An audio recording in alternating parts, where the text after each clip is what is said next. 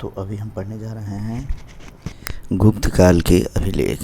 चौथी से छठी शताब्दी ईस्वी के बीच में गुप्तों ने जो इस देश पे शासन किया, उसमें अलग अलग शासकों ने अपना अलग अलग अभिलेख भेजा, जिसमें से सबसे पहले हम पढ़ने जा रहे हैं चंद्रगुप्त प्रथम से लेकर और अंतिम शासक तक का अभिलेख। इसमें हम याद रखेंगे चंद्रगुप्त प्रथम 319 से लेकर 335 ईस्वी तक जिसने शासन किया, और रामगुप्त तृतीय जिसने 375 ईस्वी से लेकर 380 ईस्वी तक का जो शासन किया, इस दोनों का कोई लेख नहीं है। गुप्तकालीन सभी लेख कर्पस तृतीय में हैं। इनकी भाषा लिपि की अगर बात किया जाए तो गुप्तकालीन ब्राह्मी या गुप्त लिपि है। चंद्रगुप्त प्रथम ने 319 ईस्वी में गुप्त संवत चलाया था, लेकिन उसने कोई अभिलेख जारी नहीं किया। इसे दिमाग में रखेंगे हम।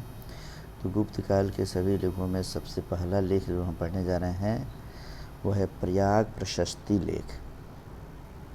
समुद्रगुप्त का यह लेख है, जिसको तैयार करता है हरिसेन। हरिसेन समुद्रगुप्त का दरबारी कवि है, संस्कृत का विद्वान है, विदेश युद्ध मंत्री भी है, महासंगिक और विग्राहिक की तरह। तो इस तरीके से प्रयाग प्रशस्ति लेख में क्या क्या है, तो इसको हम देखते हैं कि इसमें समुद्रगुप्त का पूर्ण परिचय दिया गया है कि श्री गुप्त प्रबोधस्य श्री चंद्रगुप्त पुत्रस्य समुद्रगुप्त, अर्थात ये पूरा डिटेल जो पीछे मैं पढ़ा रखा हूँ उसको देखोगे तुम तो इस तरीके से अगर पूछे कि समुद्रगुप्त का पूरा परिचय कौन से अभिलेख में दिया गया है, तो हम टिक मारेंगे प्रयाग प्रशस्ति अभिलेख में।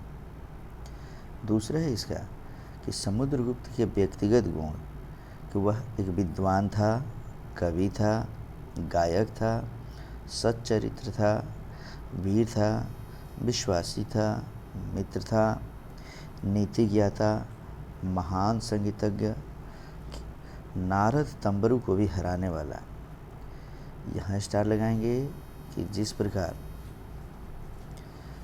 तानसेन एक महान संगीतज्ञ होगा अकबर के समकालीन, उसी प्रकार गुप्त काल में समुद्रगुप्त के समय सबसे महान संगीतज्ञों में आएगा नारद तंबरू, और उस नारद तंबरू को भी संगीत के क्षेत्र में हराने वाला समुद्रगुप्त था।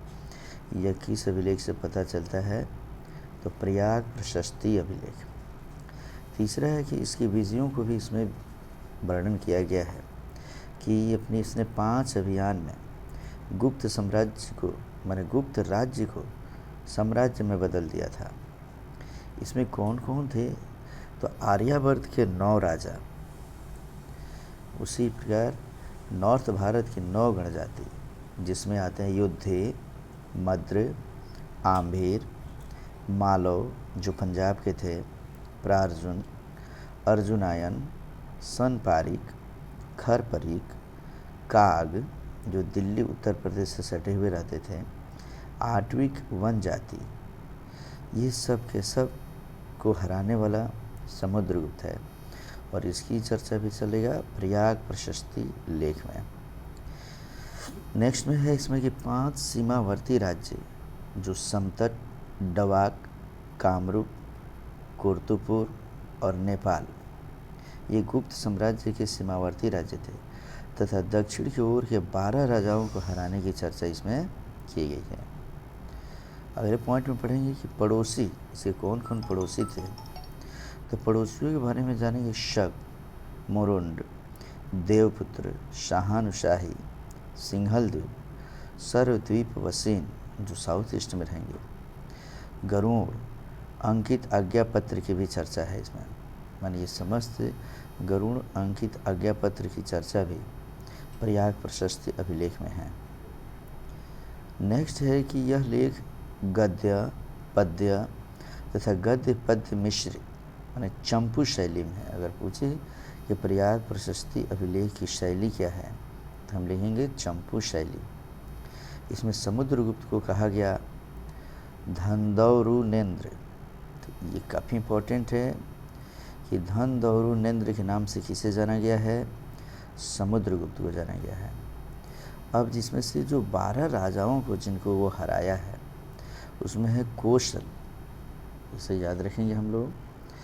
कौशल है जिसका राजा होगा महेंद्र। दूसरा है पलक आंध्र प्रदेश, जिसका राजा होगा उग्रसेन। महाकंटक उड़ीसा में है ये, जिसके राजा हैं व्याघ्रराज। कोरल ये भी उड़ीसा में है। मंटराज इष्टपुर उड़ीसा में है। महेंद्रगिरी ये उड़ीसा के आसपास के क्षेत्रों में बचे रहेंगे सभी। फिर है कोट्टर, जिसके राजा होंगे स्वामी दत्त। अवमुक्त जिसके राजा ये आंध्र प्रदेश के रहने वाले हैं सभी। नीलराज वेंगी के राजा है हस्ती वर्मा। कांची तमिलनाडु में जो स्थित है उसके राजा होंगे विष्णुगुप्त। कुस्तुरपुर तमिलनाडु की बात करेंगे, उसके राजा होंगे धनंजय। देवराष्ट्र आंध्र प्रदेश के रहने वाले, जिसके राजा होंगे कुबेर। और एरेंडवल आंध्र प्रदेश में ही, जिसके राजा होंगे दामन। अर्थात छोटे छोटे ये राजा हैं जो अलग अलग हिस्से में गुप्त काल में, समुद्रगुप्त के समय में अगल बगल के ये राजाओं के रूप में, मैंने कुछ ज़्यादा प्रसिद्धि वाले ये राजा नहीं रहेंगे, फिर भी उस समय के समकालीन राजाओं में रहेंगे। तो कहाँ के राजा कौन थे इसको देखेंगे और इसको नहीं भूलेंगे।